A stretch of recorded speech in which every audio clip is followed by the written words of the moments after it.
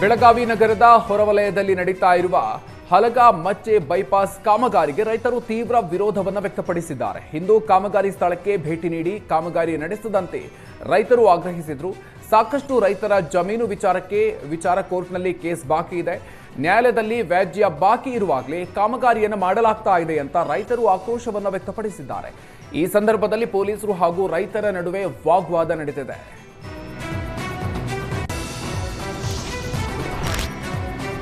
ನಂಜನಗೂಡಿನ ನಂಜುಂಡೇಶ್ವರ ದೇವಸ್ಥಾನದ ಆವರಣದಲ್ಲಿ ರಾತ್ರಿ ವೇಳೆ ಹಸು ಕದೀತಾ ಇದ್ದ ಖದೀಮರನ್ನ ಹೆಡೆಮುರಿ ಕಟ್ಟಲಾಗಿದೆ. ನಂಜನಗೂಡಿನ ಒಕ್ಕಲಗೇರಿಯಲ್ಲಿ ಇತ್ತೀಚೆಗೆ 5 ಜಾನುವಾರುಗಳ ಕಳವಾಗಿತ್ತು. ರಾತ್ರೋರಾತ್ರಿ ಜಾನುವಾರುಗಳು ಮಾಯವಾಗಿದ್ವು. ಈ ಕುರಿತಂತೆ ನಂಜನಗೂಡು ಟೌನ್ ಪೊಲೀಸರು ಪ್ರಕರಣವನ್ನ ದಾಖಲಿಸಿಕೊಂಡಿದ್ರು. ಬಳಿಕ ಪೊಲೀಸರು ಕಾರ್ಯಾಚರಣೆ ನಡೆಸಿ ಸಿಸಿ ಕ್ಯಾಮೆರಾ ನೀಡಿದ ಸುಳಿವು ಆಧರಿಸಿ 2 ಜಾನುವಾರು ಕಳ್ಳರನ್ನ ಬಂಧಿಸಿದ್ದಾರೆ. ಮೈಸೂರಿನ ಕೆಸರೆ ನಿವಾಸಿಗಳಾದ ಸುಲೇಮಾನ್ ಹಾಗೂ ಸಿದ್ದೀಕ್ ಪಾಷಾ ಬಂಧಿತ ಕಳ್ಳರಾಗಿದ್ದಾರೆ. ಬೆಂಗಳೂರಲ್ಲಿ ಐಷಾರಾಮಿ ಕಾರ್ನಲ್ಲಿ ಅಪಾಯಕಾರಿ ಚಾಲನೆ ಮಾಡಿದ್ದ ಚಾಲಕನ ಮೇಲೆ ಎಫ್ಐಆರ್ ದಾಖಲಿಸಲಾಗಿದೆ. ಬೆಂಗಳೂರಿನ ಚರ್ಚ್ ಸ್ಟ್ರೀಟ್ನಲ್ಲಿ ಕಾರು ಚಾಲಕ ಕಾರಿನ 2 ಡೋರ್ ಓಪನ್ ಮಾಡಿ ಕಾರು ಚಾಲನೆ ಮಾಡಿದ್ದ.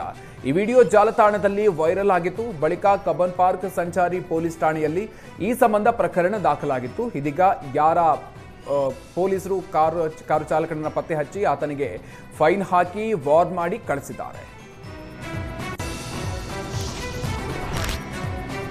ಅತ್ಯಾಚಾರ ಮತ್ತು ದರೋಡೆಗಳಿಗೆ ಕುಖ್ಯಾತವಾಗಿದ್ದ ದಂಡುಪಾಳ್ಯ ಗ್ಯಾಂಗ್ನ ಒಬ್ಬ ಆರೋಪಿಯನ್ನ ಪೊಲೀಸರು ಬಂಧಿಸಿದ್ದಾರೆ. ಮಂಗಳೂರಿನ ಓರ್ವ ಪೊಲೀಸರು ಕಾರ್ಯಾಚರಣೆ ನಡೆಸಿ ಸುಮಾರು 29 ವರ್ಷಗಳಿಂದ ತಲೆಮರೆಸಿಕೊಂಡಿದ್ದ ಚಿಕ್ಕ ಹನುಮ ಅಲಿಯಾಸ್ ಚಿಕ್ಕ ಹನುಮಂತಪ್ಪನನ್ನ ಬಂಧಿಸಿದ್ದಾರೆ. ಬಂಧಿತನ ವಿರುದ್ಧ ಈವರೆಗೆ ರಾಜ್ಯದಲ್ಲಿ ಸುಮಾರು 13 ಕೊಲೆ ದರೋಡೆ ಪ್ರಕರಣಗಳು ದಾಖಲಾಗಿದೆ. 1997ರ ಅಕ್ಟೋಬರ್ 11ರಂದು ಉರ್ವ ಮಾರಿಗುಡಿ ಕ್ರಾಸ್ ಬಳಿಯ ಅನ್ವರ್ ಮಹಲ್ ಎಂಬ ಮನೆಗೆ ನುಗ್ಗಿದ್ದ ದಂಡುಪಾಳ್ಯ ಗ್ಯಾಂಗ್ ಮನೆಯಲ್ಲಿದ್ದಂಥ 2ರನ್ನ ಕೊಲೆ ಮಾಡಿದ್ರು. ಬಳಿಕ ಚಿನ್ನಾಭರಣ ದೋಚಿ ಪರಾರಿಯಾಗಿದ್ರು. ಚಿಕ್ಕ ಹನುಮಂತಪ್ಪ ಸೇರಿದಂತೆ 8 ಸದಸ್ಯರಿಂದ ಈ ಕೃತ್ಯ ಎಸಗಲಾಗಿತ್ತು.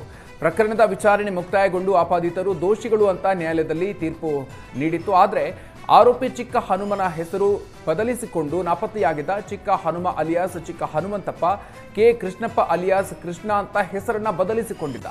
ಸದ್ಯ ಆರೋಪಿಯನ್ನ ಪತ್ತೆ ಹಚ್ಚಿ ಬಂಧಿಸಲಾಗಿದೆ.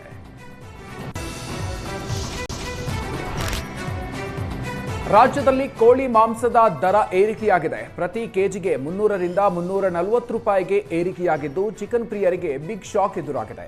ರಾಜ್ಯದಲ್ಲಿ ಕೋಳಿ ಉತ್ಪಾದನೆ ಪ್ರಮಾಣ ಕುಸಿತ ಆಗಿದ್ರೆ ನೆರೆ ರಾಜ್ಯಗಳಿಂದ ಕೋಳಿ ಪೂರೈಕೆ ಸ್ಥಗಿತವಾಗಿರೋದು ಮಾಂಸ ಬೆಲೆ ಹೆಚ್ಚಳವಾಗುವಂತೆ ಮಾಡಿದೆ. ಮತ್ತೊಂದೆಡೆ ಕೋಳಿ ಮಾಂಸದ ದರ ಏರಿಕೆ ಬೆನ್ನಲ್ಲೇ ರೆಸ್ಟೋರೆಂಟ್ಗಳಲ್ಲಿ ಚಿಕನ್ ಐಟಂಗಳ ದರವೂ ಏರಿಕೆಯಾಗಿದೆ. ಕಬಾಬ್, ಚಿಕನ್ ಫ್ರೈ ದುಬಾರಿಯಾಗ್ತಾ ಇವೆ. ಇನ್ನು ಕುರಿ, ಮೇಕೆ ಮಾಂಸದ ದರ ಬೆಂಗಳೂರಿನಲ್ಲಿ ಕೆಜಿಗೆ 800ರಿಂದ 900 ರೂಪಾಯಿ ಇದೆ.